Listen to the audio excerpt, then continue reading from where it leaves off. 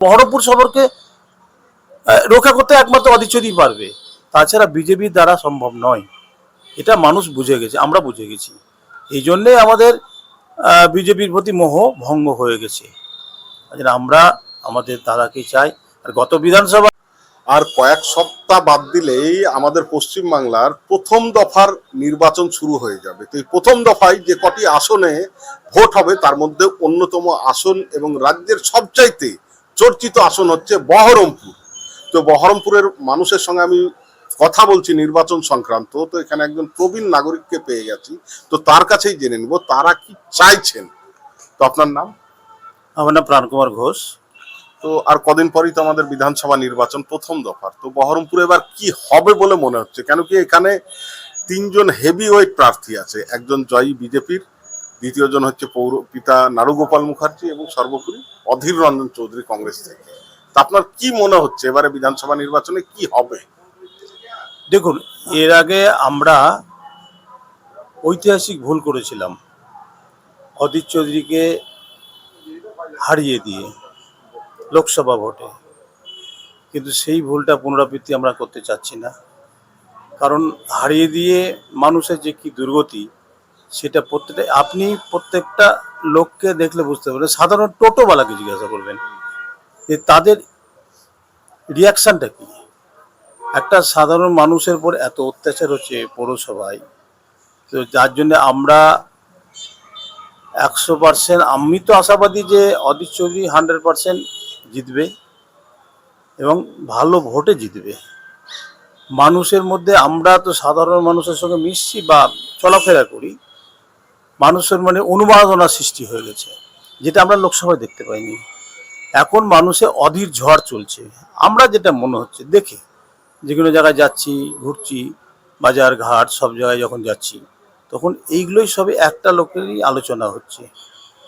আর আমরা তো আরও ভীতস্রত হয়ে যাচ্ছি যে অধীর চৌধুরীর মতো লোককে অন্য দলের প্রার্থী যেভাবে ভয় ভীতি বা থ্রেট দিচ্ছেন, তার এরা যদি সরকারে আসে তাহলে সাধারণ পাবলিকের অবস্থা কি হতে পারে, আমাদের আম জনতার আমাদের কি হবে? আমাদের তো মুখ খোলার আর ক্ষমতা থাকবে না। আমরা একেতেই হ্যান্ডিক্যাপ হয়ে আছি, কথা বলতে পারি না। অনেক পাড়াতে গিয়ে আমাদের কাছে কানে আসছে, বা আমার বন্ধু বান্ধব সবাই পরিচিত লোকজন, তারা জানাচ্ছে রাত্রেবেলায় গিয়ে পাড়ায় পাড়ায় থ্রেট দিচ্ছে। কোনো পরিষেবা যদি সরকারি পরিষেবা চলছে, এই সব পরিষেবাটা বন্ধ করে দেবো আমাদেরকে ভোট না দিলে, এই যে থ্রেট চলছে। তো মানুষ বহরমপুর শহরের মানুষ এই থ্রেড কালচারটাকে যাতে উঠে যায় থ্রেড কালচার, সেই কারণেই আবার চাইছে অধীর চৌধুরীকে। হ্যাঁ, আমরা এটাই চাইছি যে আমরা শান্তিপ্রিয়ভাবে বাস করতে চাই। আমরা বহরমপুরে যে কালচার, বহরমপুরে যে পরিবেশ, সেটা যেন নষ্ট না হয়, যেটা নষ্টের মুখে চলেছে। এই পরিবেশটা একমাত্র বহরমপুরের অভিভাবক হিসাবে আমরা অধীর বাবুকে চাই। আর একটা বিষয়, ধরুন এখানে গত বিধানসভা নির্বাচনে যেভাবে হিন্দু ভোটটা মেরুকরণ হয়েছিল, যার ফলে বিজেপি জয়ী হয়েছিল, তো সেই জায়গায় এবারের কন্টেস্টটা কার সঙ্গে হবে বলে মনে করছেন অধীর চৌধুরী? বিজেপির সঙ্গে না তৃণমূলের নারুগোপাল মুখার্জির সঙ্গে? দেখুন, অবশ্যই সেকেন্ড পজিশনে বিজেপি থাকবে। আর মানুষ বিজেপিকে ভোট দিয়ে কি, আমরা বিজেপিকে ভোট দিয়েছিলাম, তার রেজাল্ট আমরা পেয়ে গেছি। কারণ বিজেপি যে ক্যান্ডিডেট জিতেছিল বিধানসভায়, উনি জেতার পর যে পরিষেবা দিয়েছে, তার থেকে অধীরবাবু কোনো ক্ষমতায় না থেকে যে পরিষেবা দিচ্ছে, মানুষের বিপদে আপদে যেভাবে আগিয়ে আসছে, আমরা কোনো বিজেপির প্রতিনিধির কাছ থেকে পাইনি। এই জন্য মানুষ বিজেপি থেকে মুখ ঘুরিয়ে নিয়েছে। যারা অন্ধ বিজেপি আমাদের মধ্যে আছে, তারা হয়তো অবশ্যই দেবে বিজেপিকে, কিন্তু ফ্লোটিং যারা বিজেপি, যে কাকে দিলে দোদুল্যমান যারা ছিল, তারা আর ওদের থেকে মুখ ফিরিয়ে নিয়েছে। ওদের কাছ থেকে কোনো কিছু পাওয়ার সম্ভাবনা না। আর বহরমপুর শহরকে রক্ষা করতে একমাত্র অধীর চৌধুরী পারবে, তাছাড়া বিজেপির দ্বারা সম্ভব নয়। এটা মানুষ বুঝে গেছে, আমরা বুঝে গেছি। এই জন্যে আমাদের বিজেপির প্রতি মোহ ভঙ্গ হয়ে গেছে। আমরা আমাদের দাদাকে চাই। আর গত বিধানসভার ইলেকশন ছিল মনোজ চক্রবর্তী, আর এখন হচ্ছে অধীর চৌধুরী, পুরো আলাদা মানুষ। আমরা বিজেপির লোকও ভোট দেব, তৃণমূলের লোকও ভোট দিবে, এবং কংগ্রেসের লোক তো আছেই।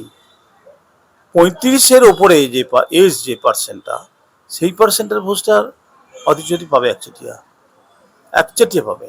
নিচু যারা হচ্ছে অল্প বয়সের ছেলে মেয়ে, তারা কিছুটা বিজেপিতে যাবে, কিছু তৃণমূলে যাবে, কিছু কংগ্রেসে পাবে। এইভাবে ভোটটা ভাগ হতে পারে, আমাদের ধারণা এটা। মানে অধীর চৌধুরীর জয়ের ব্যাপারে একদম নিশ্চিত। নিশ্চিত এ ব্যাপারে কোনো কথা হবে না, এ ব্যাপারে 100% নিশ্চিত। এবং আমরা দেখতে পাচ্ছি বিরোধী দল যেগুলো, তারা অধীর চৌধুরী সম্বন্ধে যে প্রতিক্রিয়া দিয়ে যে ভাষায় আক্রমণ করছে, সেটা ওরা নিজেরাও বুঝে গেছে যে বহরমপুরবাসী ভালোভাবে নিচ্ছে। না না না না, কোনো মতেই ভালো হচ্ছে না। এটা মনে হচ্ছে যে অধীর চৌধুরীর ভোট ওরাই করে দিচ্ছে, ওরাই অধীর চৌধুরীর ভোট করে দিচ্ছে। কারণ যত অধীর চৌধুরী সম্বন্ধে আক্রমণ করবে, তত মানুষ তাদের কাছ থেকে, যে মানুষগুলো ছিল, সরে যাবে এবং যাচ্ছে। ওরা হয়তো বুঝতে পারছে না, ভয়ে ভীতিতে ওদের সঙ্গে হয়তো কেউ যাচ্ছে প্রচারে। ওদের সঙ্গে যারা থাকে তারাও ওদেরকে ভোট দেবে কিনা এটা আমাদের সন্দেহ আছে, গ্যারেন্টি নেই। ওরা সঙ্গে যাচ্ছে, জোর করে নিয়ে যাচ্ছে, ব্ল্যাকমেলিং করে নিয়ে যাচ্ছে। শহরে আমাদের কাছে খবর আছে, শহরে বড় বড় প্রমোটারকে জোর করে নিয়েছে, যারা কোনোদিন রাজনীতি করে না, জোর করে তাদের প্রচারে নিয়ে যাচ্ছে মানুষ। আমাদের একটা কথা প্রচলন আছে, বন থেকে পশু তোলা যায়, কিন্তু কখনোই পশুর বন থেকে বন তুলতে পারবেন না। যখনই পশু সুযোগ পাবে, সেই আবার বনে ছুটবে। তো বহরমপুরের পাবলিক হচ্ছে সেই, যাদেরকে জোর করে এগুলো হয় না, এগুলো মনের ব্যাপার। মানে বহরমপুরবাসীর মনে অধীর চৌধুরী বসে হ্যাঁ গেতে আছে, মনের ব্যাপার। হ্যাঁ, সাময়িক মানুষকে দেখা যায়, কিন্তু মন থেকে সরাতে পারবে না। এটা আমরা বহুবার প্রমাণ পেয়েছি, দেখেছি। এটা হচ্ছে বহরমপুরবাসী, এবং এটাই হচ্ছে অধীর চৌধুরী। অধীর চৌধুরীকে মানুষ মন থেকে, প্রাণ থেকে ভালোবাসে। আমরা তো টিভিতে দেখতে পাচ্ছি যেভাবে অধীর চৌধুরী যখন র্যালি করে যাচ্ছে, প্রচারে যাচ্ছে, আবাল বৃদ্ধ বনিতা সবাই কিভাবে জড়িয়ে ধরছে, বয়স্ক লোকেরা তারা জড়িয়ে ধরছে, বাচ্চারা পর্যন্ত আসছে, হাত মেলাচ্ছে। সেটা অন্য প্রার্থীদের কাছে আপনি দেখতে পাবেন না। এটা হচ্ছে ভালোবাসা। অনেক অনেক ধন্যবাদ।